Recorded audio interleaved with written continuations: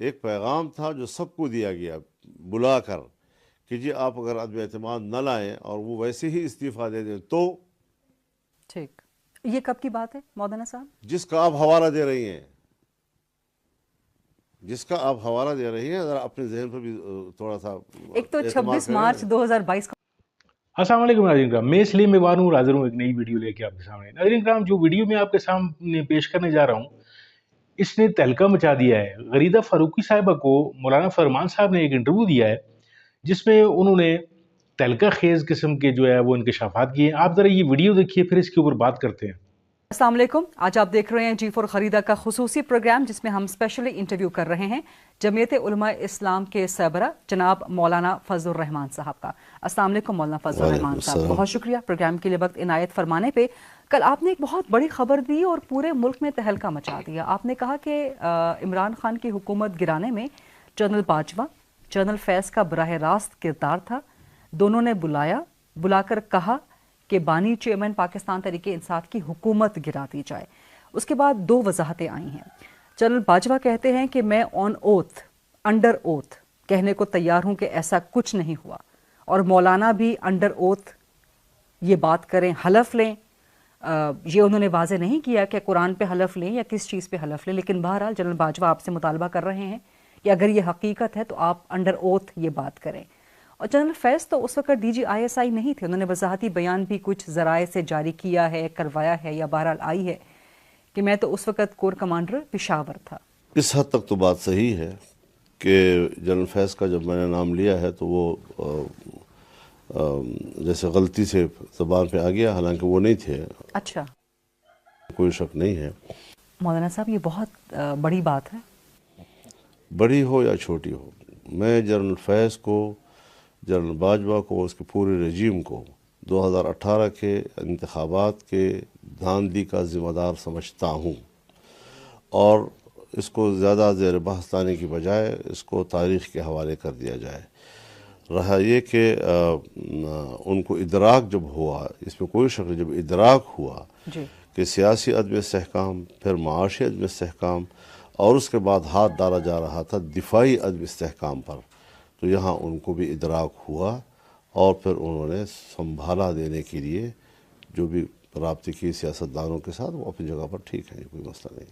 مولانا صاحب کل جس خبر نے تہلکہ مچا دیا، جو آج آپ میرے پروگرام میں خبر دے رہے ہیں، وہ اس سے زیادہ تہلکہ انگیز ہے اور خطرناک بھی اب ہے. کیوں اس کو تہلکہ انگیز اور خیر، یہ سب چیزیں پاکستانی سیاست کا حصہ ہیں، رہی ہیں، اور چونکہ زیادہ سے زیادہ یہی ہوگا نا کہ انہوں نے ذرا محفوظ انداز میں گفتگو کی ہوگی، اور میں ذرا کھل کر آج پبلک کے سامنے کہہ رہا ہوں کہ ہمارے ملک کی سیاست میں جو اسٹیبلشمنٹ کا رول ہے وہ اپنی جگہ پر ہے اور ہر زمانے میں رہا ہے، اور ہم یہ چاہتے ہیں کہ یہ رول ان کا نہیں ہونا چاہیے. آپ سمجھتے ہیں کہ جو عدم اعتماد آئی اور یہ جو الزام ہے یہ نارمل معاملات ہیں؟ نارمل معاملات ہے، یہ نارمل معاملات اور یہ چلتے رہنے چاہیے یا نہیں جیسے آپ نہیں ہونی مطالبہ؟ چاہیے، نہیں ہونی چاہیے، لیکن چل رہی معمول ہے پاکستانی سیاست کا.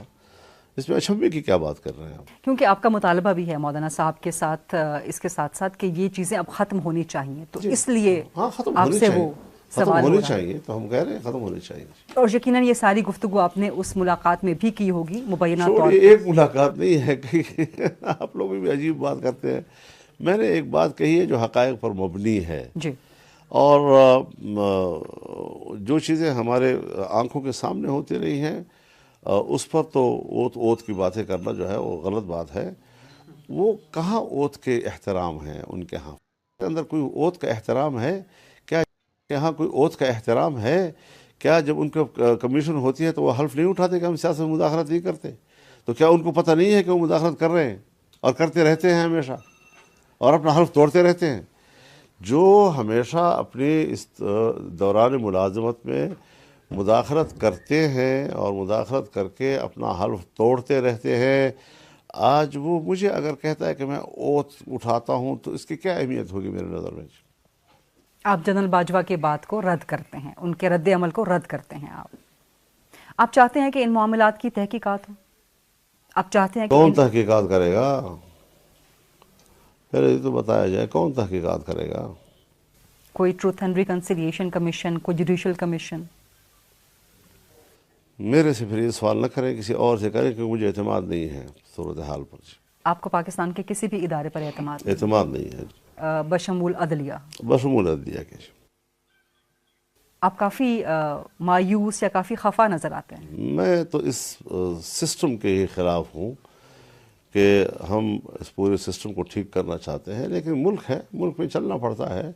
ہم اعتدال کے رویوں کے ساتھ چلے ہیں، ہم نے مصلحتوں کے راستے بھی اپنائے ہیں، اور ہم نے بہت کچھ برداشت کیا ہے، برداشت کرتے چلے آئے ہیں.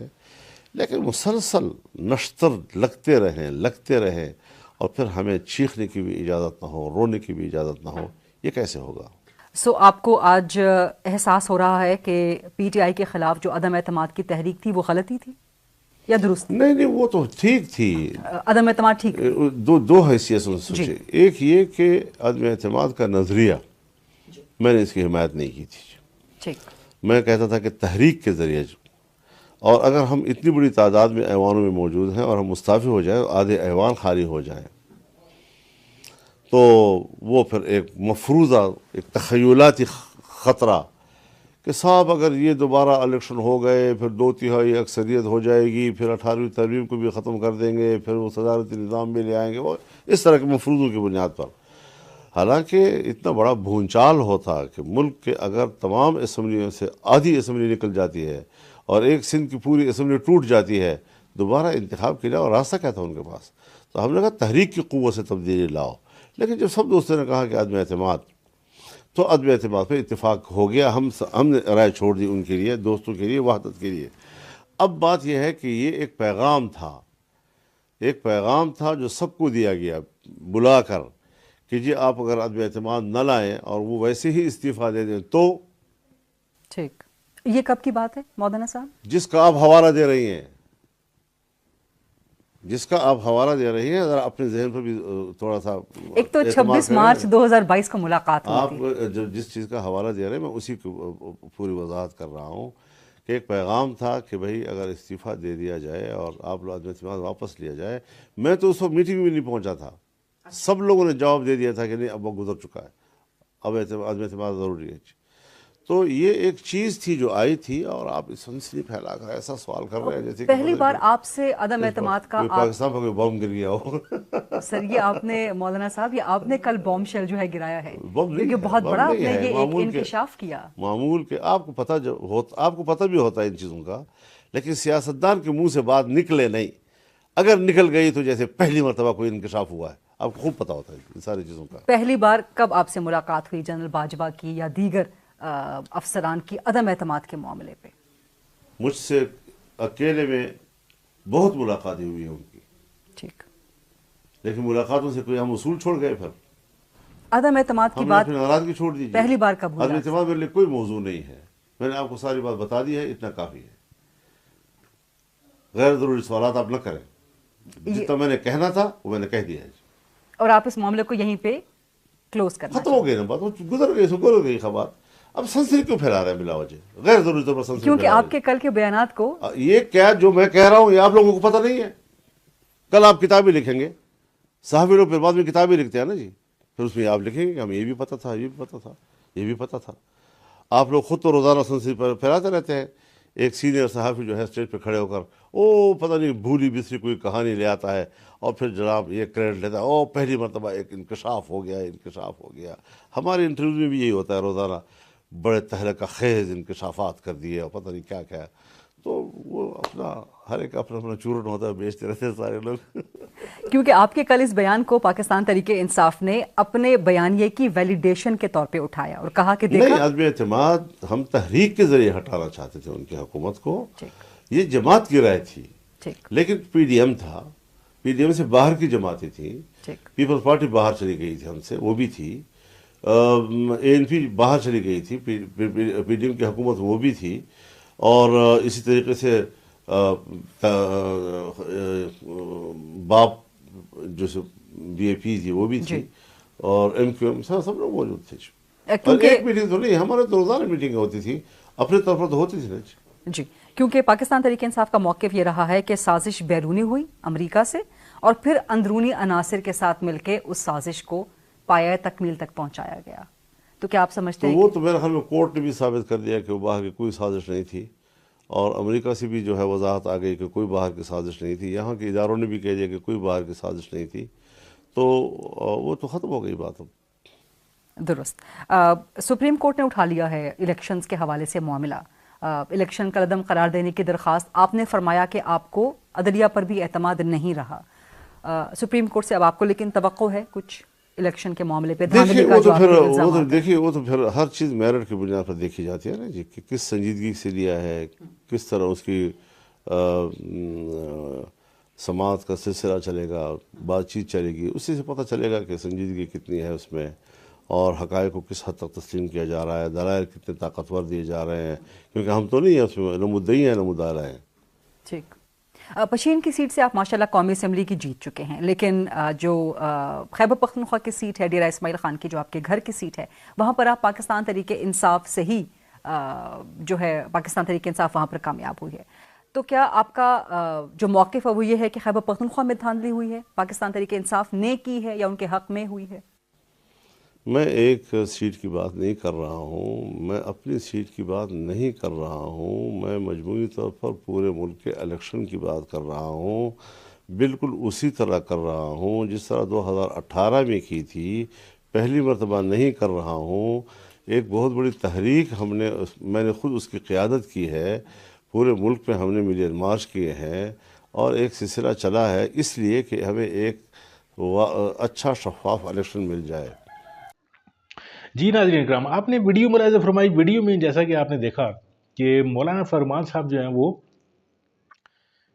کافی گلہ شکوہ کر رہے ہیں، کافی اکتائے ہوئے نظر آ رہے ہیں، آپ کو پورا سسٹم جو ہے وہ ایسا لگ رہا ہے کہ جیسے انہیں ایک ریگریٹ ہو، جیسے ایک پچھتاوا ہو، جیسے کہ غریدہ صاحبہ جو ہے وہ ان سے ماضی کے والے سے کریدتی ہوئی نظر آ رہی ہیں، اور وہ پھر آگے سے کچھ یعنی ان کو جھلائے ہوئے انداز میں کچھ ایسے جوابات دے رہے ہیں، یعنی انہوں نے جو ماضی میں کیا، یعنی نو کانفیڈنس موشن جو تحریک انصاف کے خلاف لائی انہوں نے، اور یہ اس میں نمایاں کردار تھے پورے کے پورے پی ڈی ایم کا جو پہلا جو دور تھا، تو اس میں یہ بڑے اتاولے بھی تھے، سارا سسٹم جو تھا وہ انہوں نے اپنے ہاتھ میں لیا ہوا تھا، یعنی اس وقت عمران خان صاحب کی جو نفرت تھی یا جو بھی آپ جس کو بھی کہہ لیں، یعنی انہوں نے جسٹ ایک چیزوں کو جو سطحی چیزیں ہیں انہوں نے ان سب نے ان کو دیکھا، اور آؤ دیکھا نہ تھا، پھر جو ہے وہ انہوں نے اس پہ عمل درآمد کر لیا۔ اب جو جنرل اوپر بیٹھے ہوئے تھے، باجوہ تھا، جنرل فیض حمید تھے، جو باقی لوگ تھے،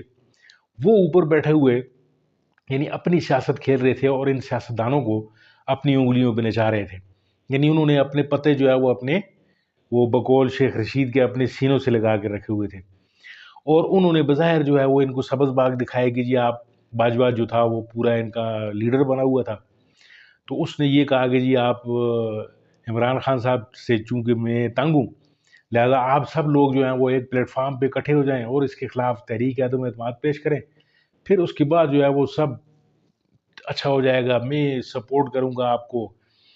جنرل فیض حمید نے کہا جی وہ سپورٹ کرے گا، یعنی پوری کی پوری جو فوج کی جو سپورٹ تھی یا اسٹیبلشمنٹ کی جو سپورٹ تھی، وہ انہوں نے کہا جی کہ ہم سیاستدانوں کے پلڑے میں رکھیں گے، اور بیچ میں جو تھا ان کا جو مطمع نظر جو جنرلوں کا تھا، وہ اپنا جو ہے وہ کام چلانا تھا۔